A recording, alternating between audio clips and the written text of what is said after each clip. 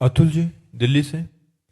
राधे राधे महाराज जी। महाराज जी, साधक सांगोपांग ढंग से उपासना करता है तो पहले खिन्नता, फिर प्रभु के मिलन के लिए रोना आता है। तो महाराज जी, स्थिति से लेकर विरह तक की स्थिति तक साधक कैसे संभले कि चूक ना होने पाए? सबसे पहली बात होती, बच्चा, संसार का राग हमारे अंदर बना रहता है जब तक भगवत साक्षात्कार नहीं होता। तो जब हम प्रगट में विषयों का संयोग नहीं करते तो अंदर से विषय रस की लालसा रहती है। भजन बल से जब तक उस विषय रस की लालसा नष्ट नहीं हो जाती तब तक कोई आध्यात्मिक उन्नति नहीं मानी जाती। अगर रस की अनुभूति के बल पर विषयों का त्याग हो रहा है, असली में उसका त्याग है। बाह्य त्याग कर दिया, अंदर से सुख बुद्धि भोगों में है और मन हमारा भोगों में जा रहा है, वो कोई खास बात नहीं है। खास बात है भोगों में सुख बुद्धि का नष्ट हो जाना। ब्रह्मादिक के भोग सब विष सम लागत ताहि, नारायण ब्रजचंद की लगन लगी है जाए। जब समस्त भोगों में सुख बुद्धि नष्ट हो जाती है तो एकदम हृदय की पूर्ण एकाग्रता प्रभु की तरफ होती है। जो ही प्रभु की सन्मुखता हुई, प्रभु की एकाग्रता हुई, बस फिर कुछ सुहाई नहीं देता और कछु न सुहाए। लोक लोकांतर की पद प्रतिष्ठा मान भोग प्रशंसा कुछ नहीं अच्छा लगता। कैसे प्रभु से मिलूं? इसमें इतना सुख है कि ब्रह्मा के पद में भी सुख नहीं।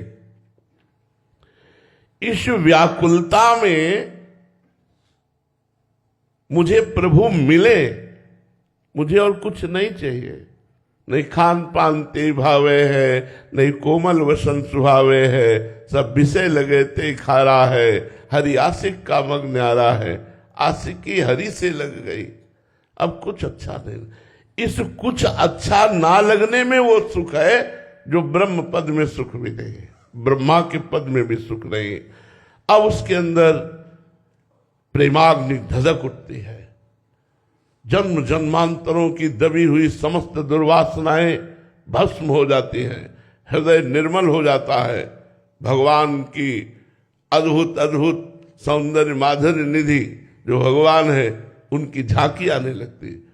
अब वो भगवान से मिलना, भगवान से बात करना, भगवान के साथ खेलना, ये उसके अंदर चाह प्रकट हो जाती है। ये चाह ही वो बल है जो यात्रा कराती है।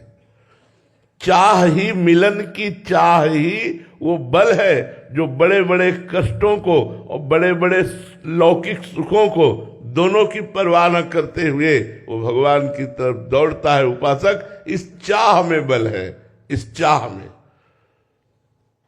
भगवत मिलन की चाह में इतनी सामर्थ है कि मृत्यु भी उसके लिए दुखद नहीं लगती। मरने से सब जग डरा, मेरो मन आनंद, कब मरी हो कब भेटी हो, पूरन परमानंद। मृत्यु भी महोत्सव लगती है और ब्रह्मादिक के सुख भी उसे विष के समान लगते हैं। तो ना कोई सुख और ना कोई दुख उसको रोक नहीं सकता। भगवत मिलन की चाह में इतना बल है, वो सबको रौंदता हुआ अपने लक्ष्य पर दौड़ता हुआ अपने आराध्य देव को हृदय से लगा लेता है। यहां किसी और सपोर्ट की जरूरत नहीं है। भगवत चाह में, भगवत मिलन की चाह में ही इतनी सामर्थ्य है कि ब्रह्मादिक के भोगों का ऐसे ही वमन की भांति, विष की भांति त्याग कर देता। मर्त्य लोक के भोगों की बात जाने दो, पर पहले वो प्रबल चाह तो प्रकट हो। तो नारायण हरि भजन में ये पांचों न सुहात, विषय भोग, निद्रा, हंसी, जगत प्रीति, बहुबात, इनको पहले छोड़ो। इन्हीं के छोड़ने में समय है, भगवान के मिलन में समय नहीं। वो तो हृदय में बैठे इंतजार कर रहे हैं कि कौन कब हमसे मिलना चाहता है। लेकिन जो भगवान से मिलना चाहता है उसकी केवल एक चाहत होनी चाहिए, केवल श्री भगवान। अगर कुछ और है तो पर्दा डाले त्रिगुण माया का हृदय में ही बैठे, वो नहीं मिलेंगे। केवल श्री भगवान की चाह तो पर्दा हटा करके प्रकट हो जाएंगे। इसलिए भजन मार्ग को पुष्ट करो।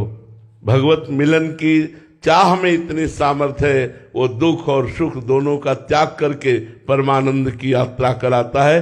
किसी और के सपोर्ट की जरूरत नहीं होती, उस चाह में स्वयं इतना बल होता है। महाराज जी, जो आप चाह की बात कर रहे हैं, महाराज जी लंबे समय तक साधना करने के बाद ये चाह आती है।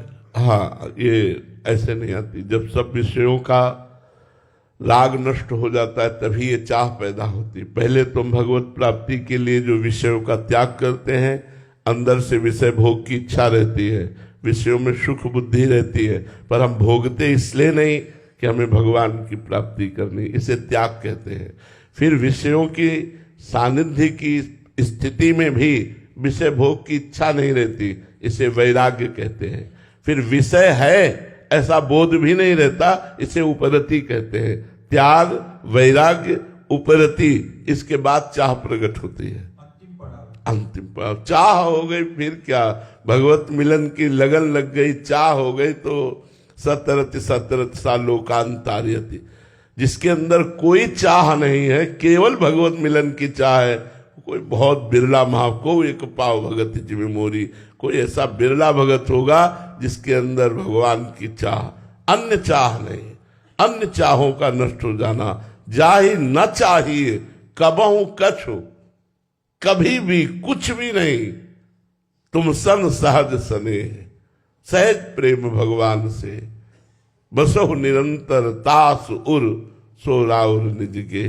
वाल्मीकि भगवान कह रहे वो तुम्हारा निज घर है, वो हृदय जिसमें कोई चाह नहीं है, कभी कोई इच्छा ही प्रकट नहीं होती।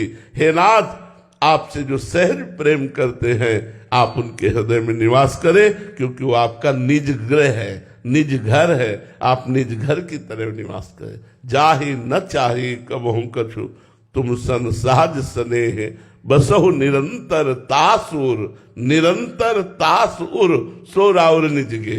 हे नाथ, वो आपका घर है, आप निरंतर उस पर वास कीजिए।